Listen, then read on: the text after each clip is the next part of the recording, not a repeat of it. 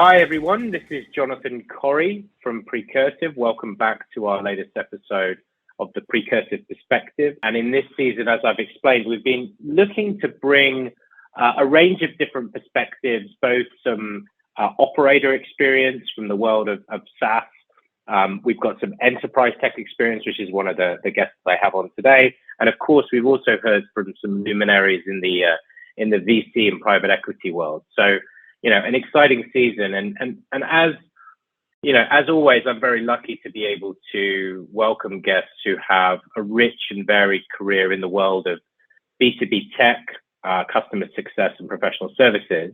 And today is no exception. I'm extremely privileged and happy to have Himanshu Kapoor, who is customer success leader at Google, join us all the way from San Francisco and indeed on your PTO, Himanshu. So thank you ever so much. Welcome to the show. How are you? Awesome. Thank you, Jonathan, and glad to be here. And happy Diwali. Oh, absolutely. Thank you. And today is an important Indian festival for sure. So great to be here. Absolutely. So for those tuning in, can you give us a little bit about your background and some of your career highlights, as it were? Because you've got a rich and varied career today. Absolutely. Glad to be here and to share my insights. So essentially, I have been in customer-facing leadership roles all my career, have focused on building customer-facing teams, have been in customer success, professional services, and sales leadership roles. And some of the companies I've had the honor of working for have been IBM, InfoSys, Cisco, and currently at Google.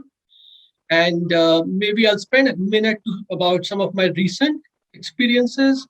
I was a director of customer experience at Cisco for a bit over 5 years.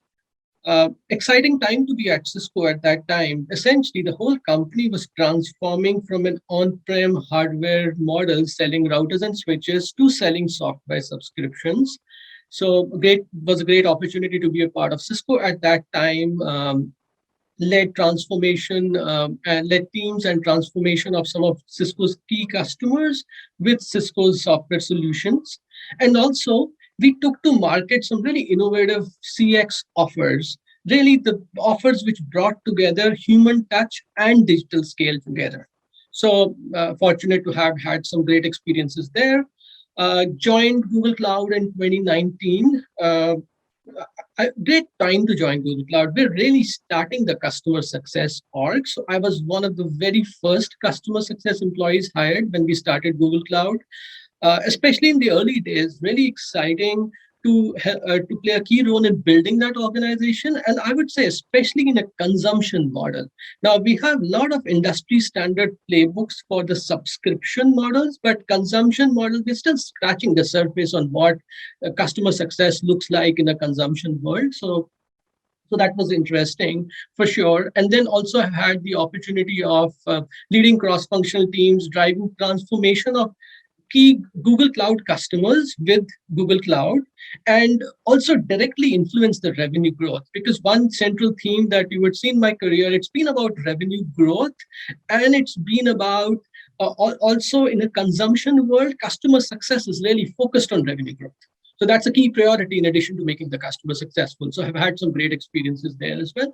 In summary, I would say that it's been essentially customer success, professional services, sales leadership, and also in customer success, fortunate to have had seen both the perspectives. How does it differ from a subscription and how is it in the consumption world?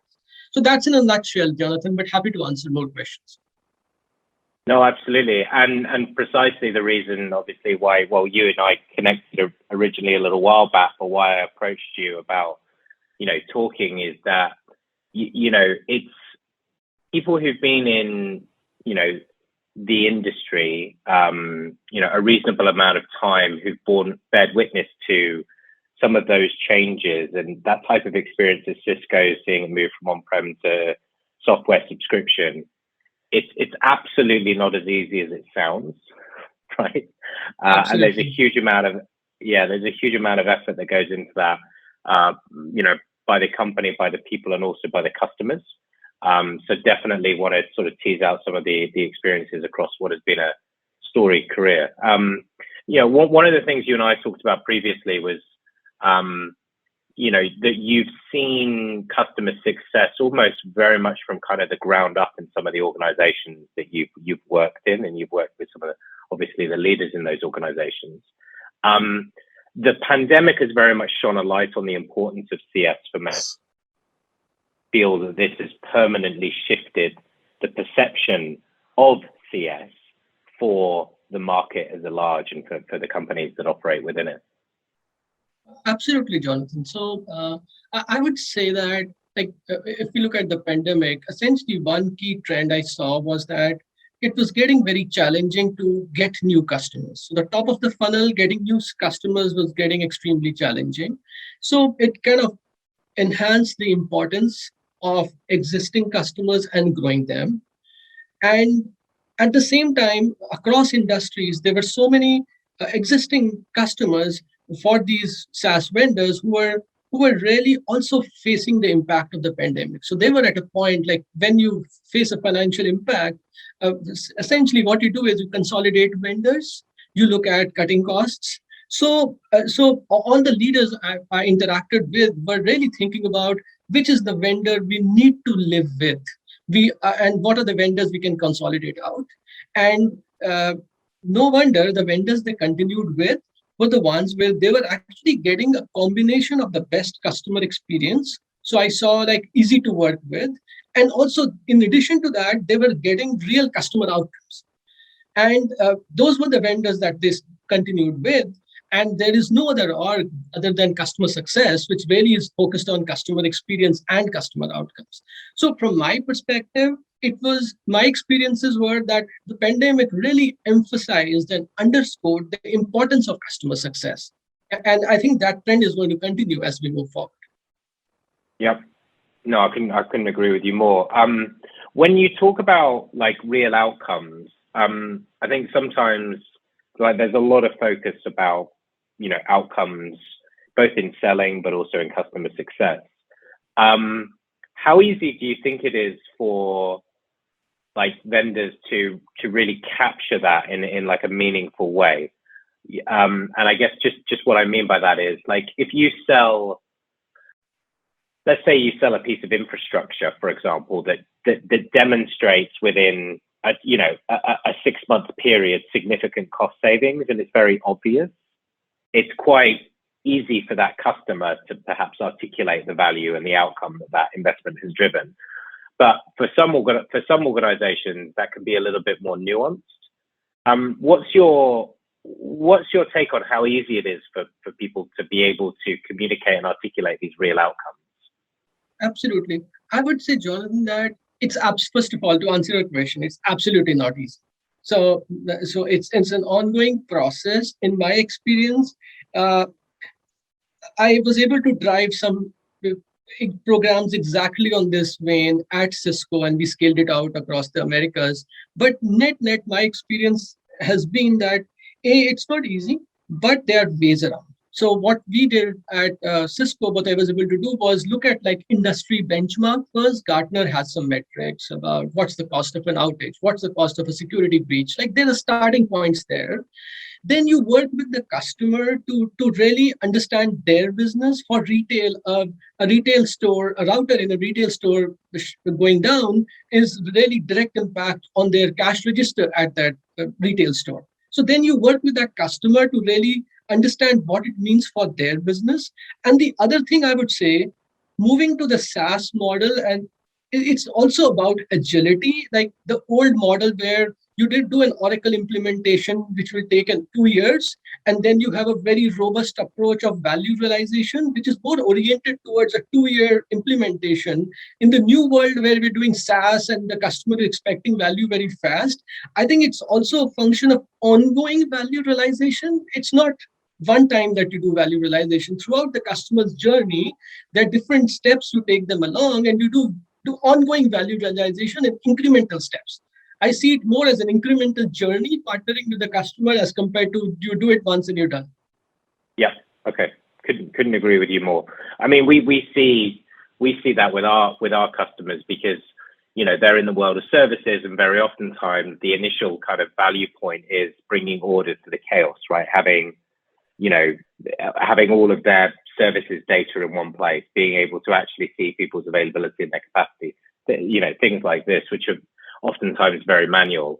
And then once they sort of have that order, they move on to that. Then how can we tweak things and make value delivery and that experience much easier? So that really resonates with me. I think that incremental value realization is a key thing for most CSMs to be able to grapple with.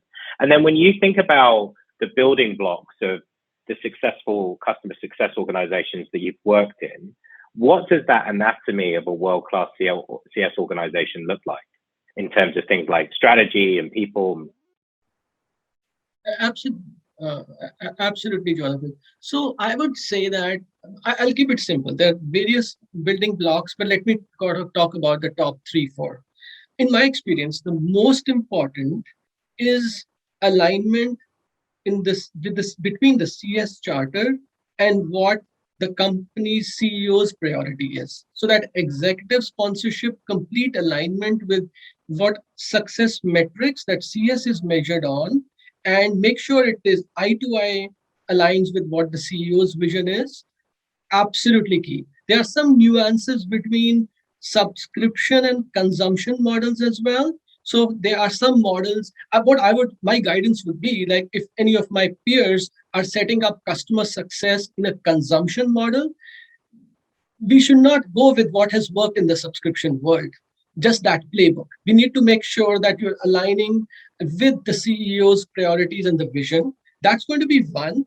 The other thing I would say, that's kind of the starting point, but on an ongoing basis, making sure it's apparent to the C-suite on what is the direct impact in terms of top line and bottom line from CS. I think that has to be absolutely clear. Because if we look at it, yes, CS is there to make the customer successful, but it is also there to grow the revenue for the company. So making sure we have a alignment on the financial impact of CS will really help in getting the budgets, the funding, etc. So I would say that's one. The commercial part, I would say some CS leaders are not that comfortable with it, but it's a business that we are running. So it's paramount to be comfortable with the ROI from the organization and making sure everybody accepts that. So that's very, yeah. Go ahead, please, go ahead. No. So I have a question then for you, because you talk about CS and the impact, for example, on the financials of the business, the top line and the bottom line. In one of the things that kind of we see is that, in organizations that have more complex products that they're delivering, the world of services and success have to work together, right? And that's something we're going to explore a little bit later on in this conversation as well. And so, services organizations very oftentimes are measured on margin, right? And success measured on retention and growth. Now, you talk about CS's impact on the bottom line, and I would put forward that the CS done right drives high levels of profitability. And when you don't get customer success right, you end up having to invest much more services, product time, engineering time to play catch up, and therefore you lose, your leaking cost. I'm curious to know about what you think about that in terms of that harmonization between CS and the profitability piece, because profit in CS sometimes is a bit of a dirty word. No, I'm with you. So I would say, Jonathan, I would tie it to the trends I've been fortunate to see over the last few years, where it's CS is like earlier we used to think of CS as a person, CSM. The new world that I'm seeing, CS is not just the CSM, it's bringing together human touch and digital experiences. And it's not about high touch or low touch. But in my experience, I've had the opportunity of working with some awesome companies where we haven't looked at it as high touch or low touch. We have looked at it as bringing together human touch and digital adoption experiences. And in our world, CS has been that adoption journey, a digital adoption journey that you're scaling out to all customers. which really benefits from a profitability perspective as well. Like companies are thinking about bringing CS offers into basically CX offers, customer experience offers, which they sell at a very good margin. So I think there is also that nuance that CS is not just the cost of a person; it's all about digital capabilities and giving a delightful experience to customers at every tier. Yeah. Okay. I like that. I mean, I think the language that you use is really so rich in terms of like I can quite clearly feel and understand what you're talking about. We were like my head of customer success and I were talking about. I mean, we're a very very different sized business to the Cisco's and the Google of this world. But as we're scaling, we're always talking about like what's repeatable, what's scalable, and what's really going to impact the customer. And it's this blend of literally the conversation earlier today with Anna was around this human touch.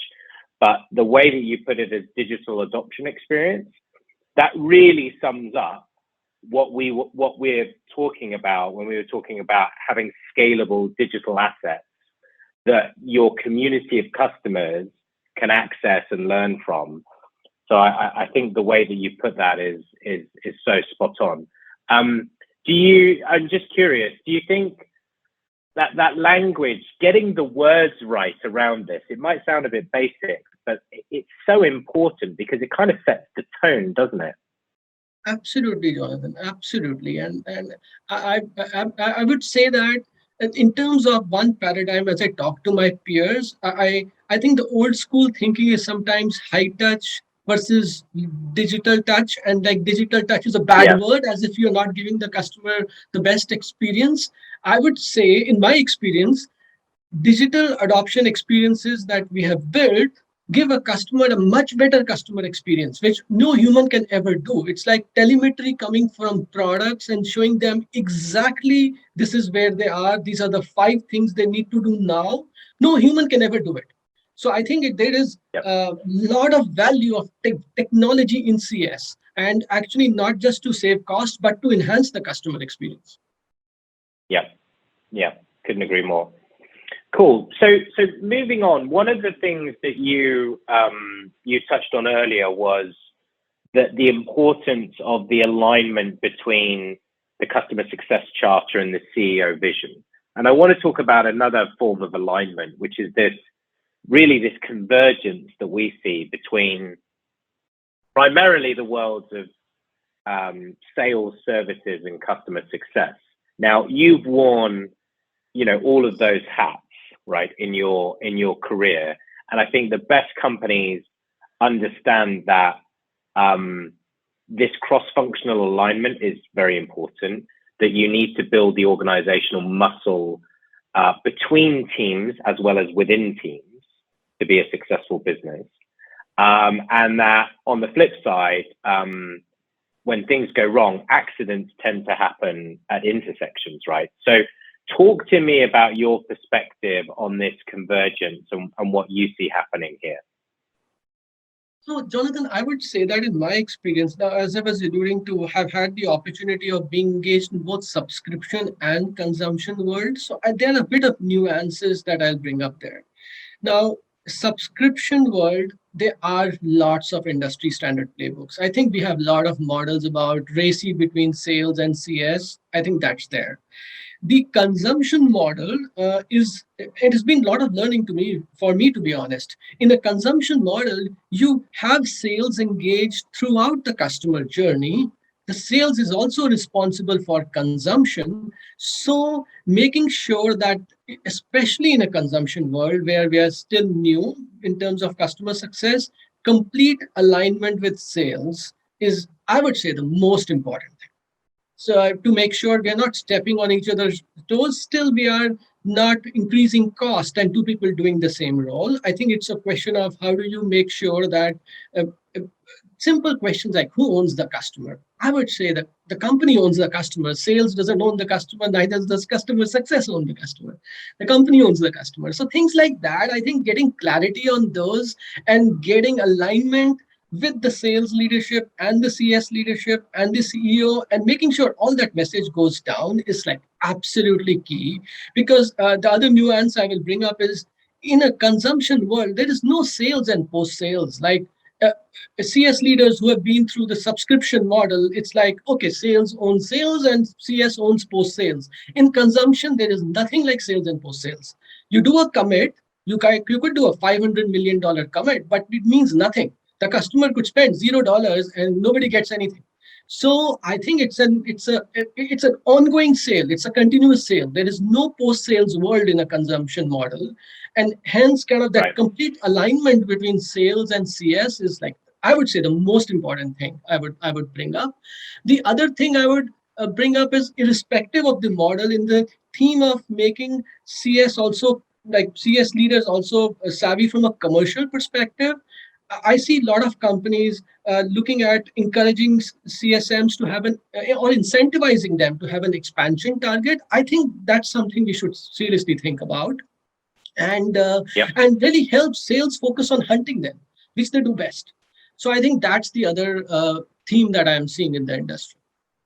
Yeah, it's interesting. You mentioned the CS piece around you know, sales owning sales and CS owning upsell, for example. I always think you can find that there's this, if you're selling something which is relatively complicated.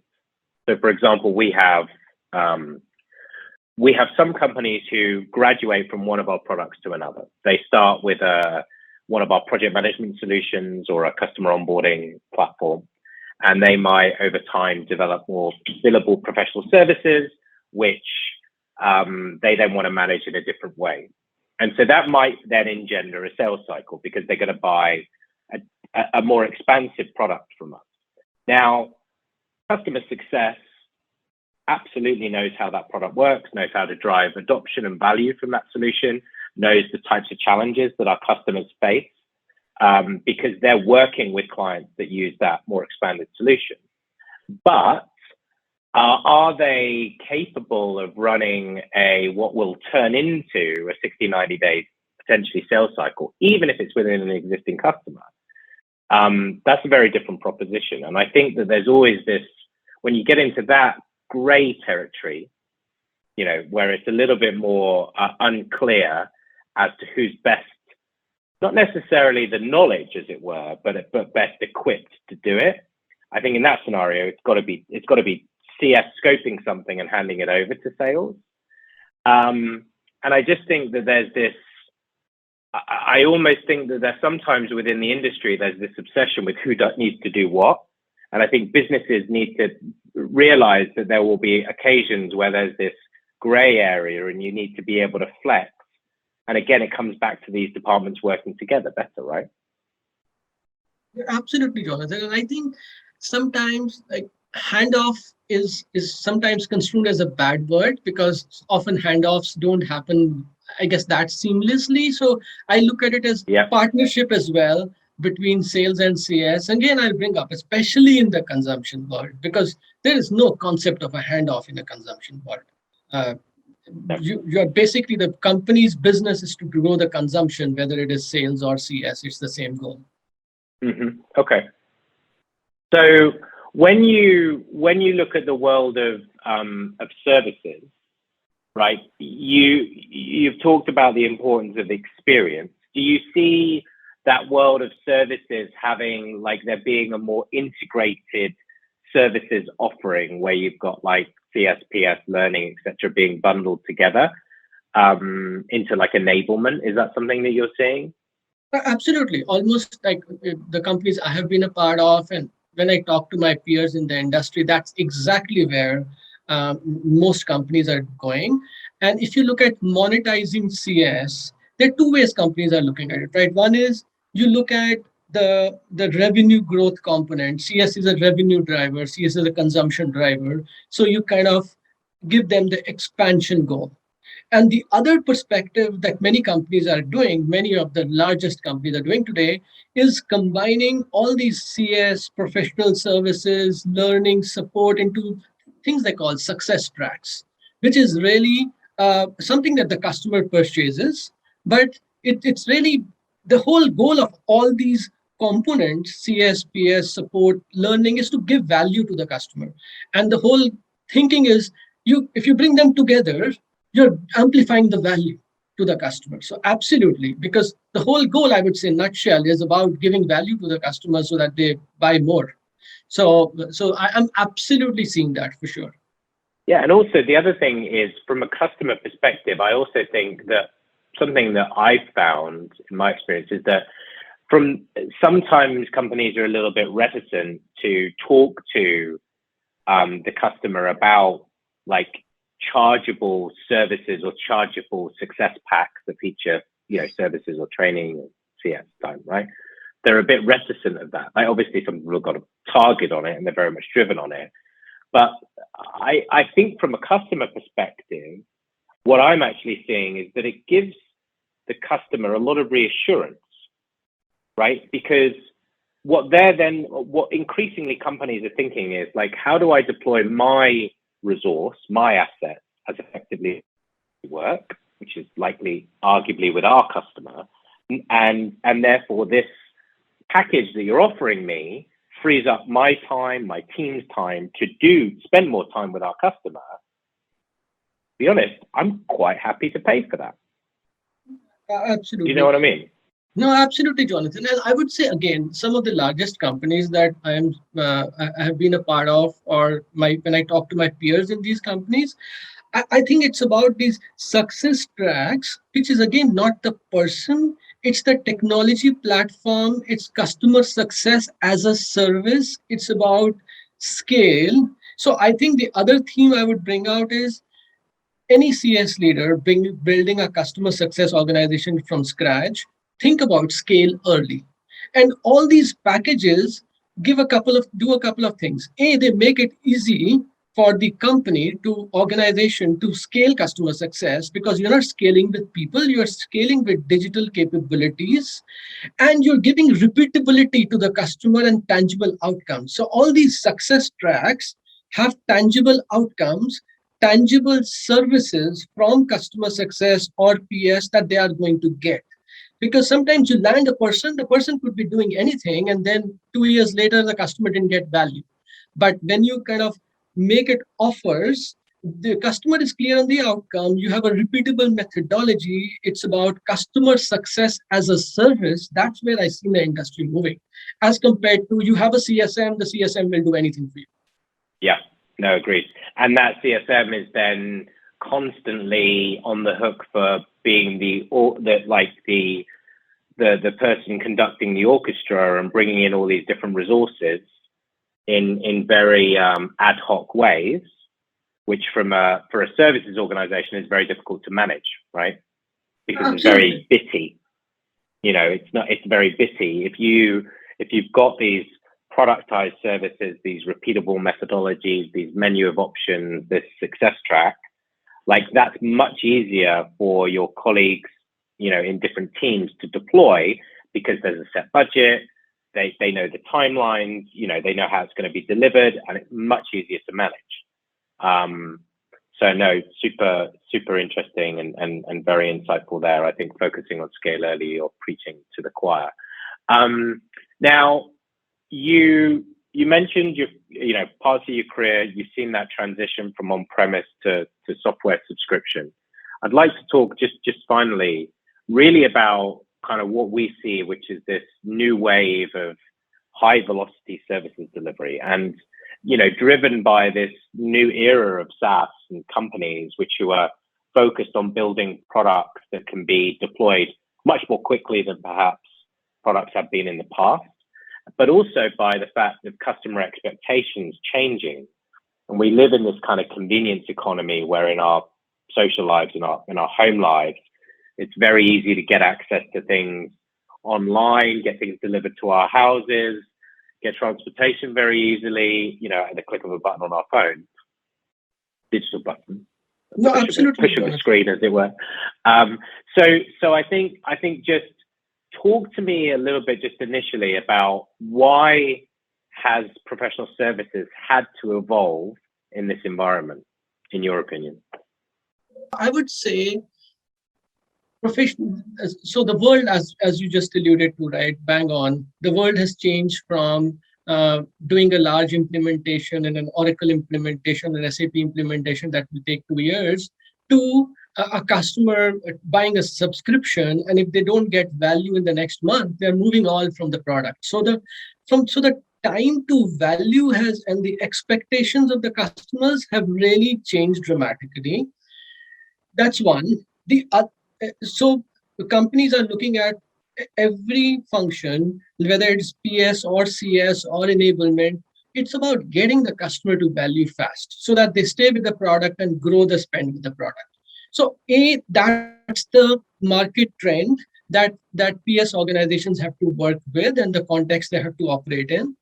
I'm seeing more and more that uh, uh, while all the old metrics of margin utilization are still important, what I'm hearing CEOs tell their PS leaders is asking them to focus on helping getting to time to value faster and helping grow the ARR. At the same time, don't lose too much money. So it's not about, I'm seeing about it, it's about not about, okay, we're going to sell a PS project at 60% margin, which we did used to sell in the past. Now it's about, Yep. let's build very agile offers which give the customer value quickly, which is really delivering real outcomes to the customer. And the outcomes are vary from customer to customer. So there is some partnership with the customer required on that. But do all that, but don't lose too much money. So I would say that we should not forget about margin, utilization, etc. But we should just keep them in the context of the bigger picture where it is about getting to value faster. Yeah. I think there's still this paradox, right? I was talking to Dave Kellogg, who you may know, right, who's a bit of a luminary in the world of SaaS and is very, very passionate about the world of services and metrics. Point he made was that you've still got this paradox or this contradiction between, like you said, the CEO saying, drive faster value for our customers, but don't lose money, right? And then you've got situations where it's like, well, great example, we've got this customer, we're behind on the deployment, we need to invest more time, so we're actually going to lose margin, but we're going to get them to value. And it's like,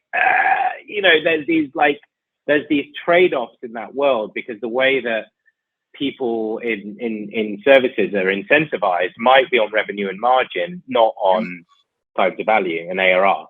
Now that's changing a lot, and I see it changing very rapidly. Do you think that there will be some form of like standardization? Because in sales, kind of sales compensation, revenue operations, a lot of this stuff has really been standardized in SaaS. So when you move from company to company, it's very similar. Do you think the same thing will happen in services in terms of how services is incentivized, and it'll become the norm to incentivize towards ARR value versus the traditional way of revenue and margin? Yes. So in my experience, one of the companies I've had the opportunity of working with is exactly going through this transformation where they have a number of security products, which are SaaS solutions. So they're actually moving so earlier their services used to be a separate P&L. They're actually moving their high velocity services offers, PS offers, back into the product. So then you are making it a common incentivizing, giving the same incentive for sales. So it's not about, you're basically productizing that services offer and selling it with the product, like a Kickstart, which is to get the customer to value very quickly. So that's a trend I'm absolutely seeing, especially with these high velocity SaaS solutions where the value has to be given in the next month. Yeah, I think where a lot of companies struggle is you've got people who've grown up. Yeah. Like if you look at the age profile of people in professional services, for example, versus customer success, the professional services environment tends to be an older age profile, right?